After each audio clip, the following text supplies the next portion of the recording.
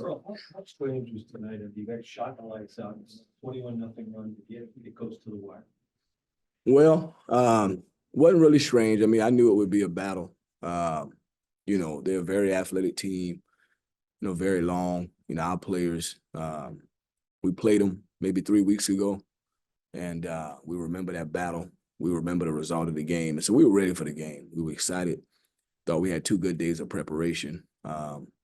You know, we've been working pretty hard, man, just trying to improve every day. And I think that we're starting to see the fruits of our labors. We just got to keep working at it, keep believing in each other, and trust the process. Trevor?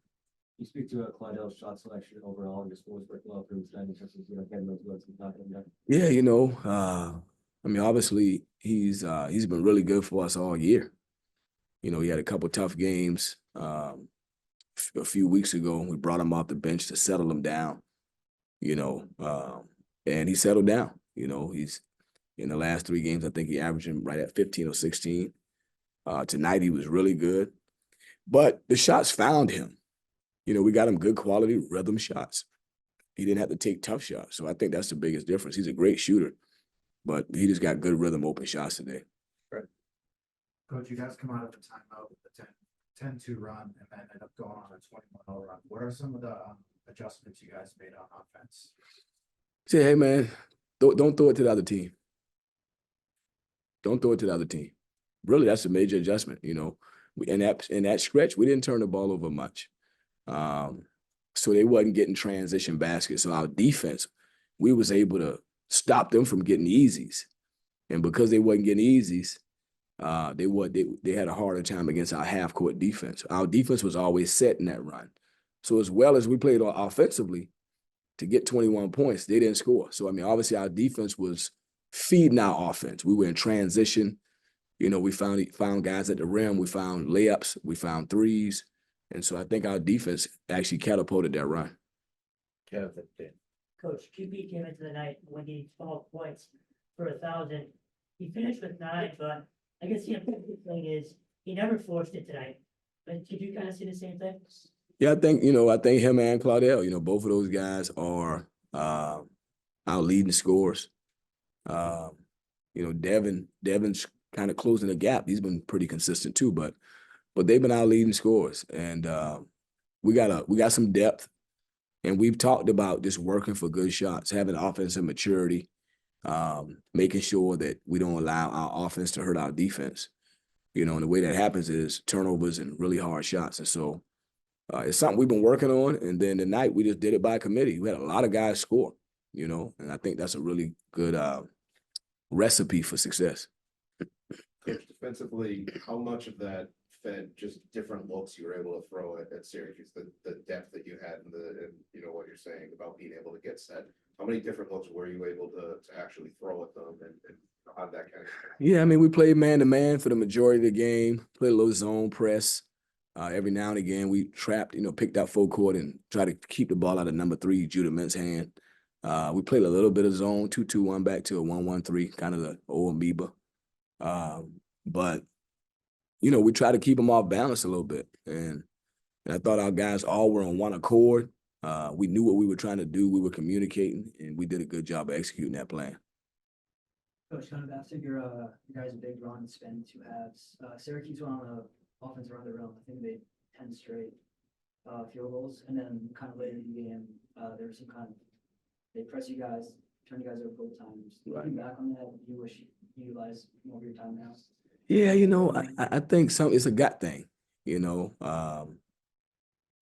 It was a situation where I think we were up 14 and they got to 10 and they got to 8 and they got to 6, you know, and so, but,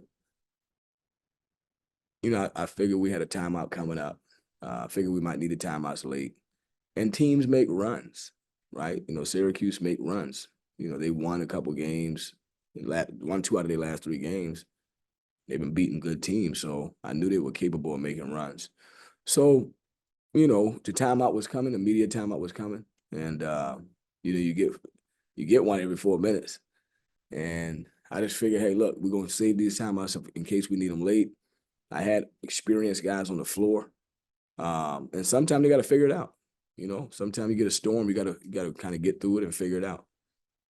Chaz Kelly's been in the lineup past 30 games. What have you seen from him? What have you liked from him as a facilitator? And is that something you kind of plan to keep doing going forward?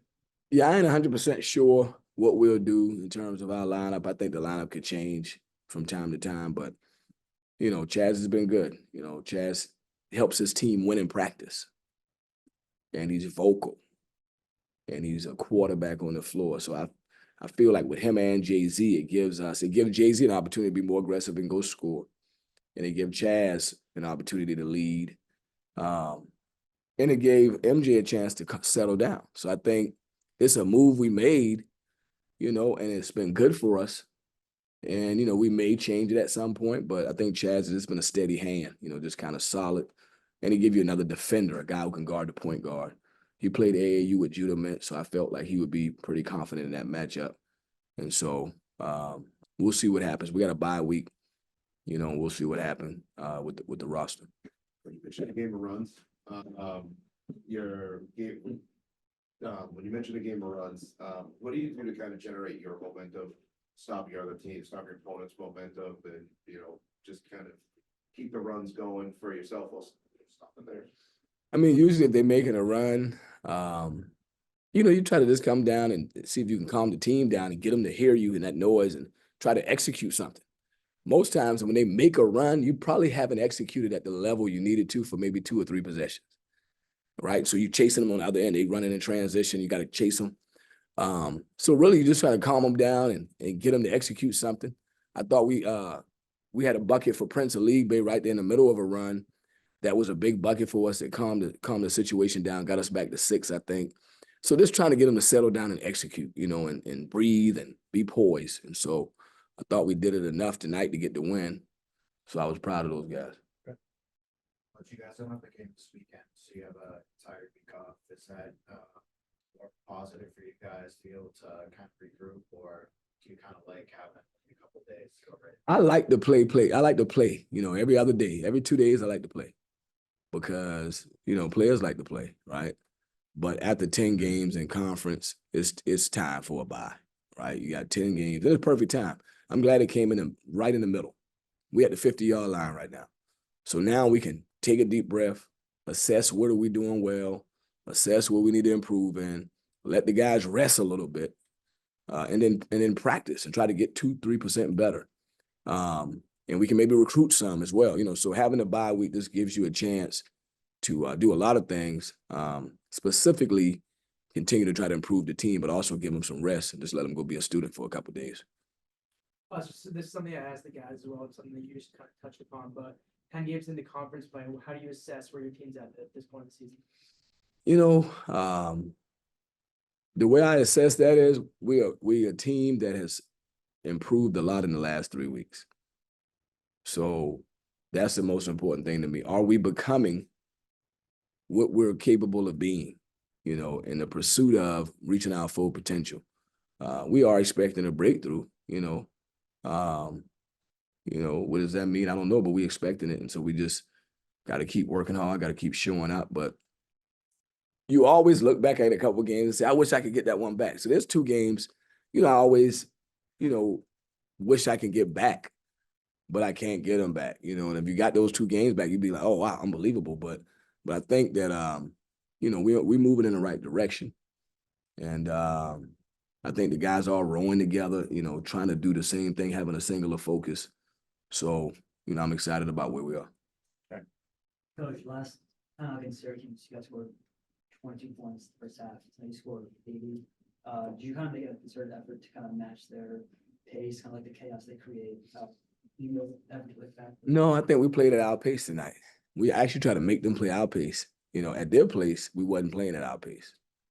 Here, we played at our pace tonight. So, and then I think we were very uncharacteristic in that game at their place. You know, there was some, you know, some bobbled balls at the rim. There's some very uncharacteristic things. And I knew it, the staff knew it, the players knew it. So again, that's why we were so excited about this game. We wanted another shot and see, hey, can we play any better than we played there?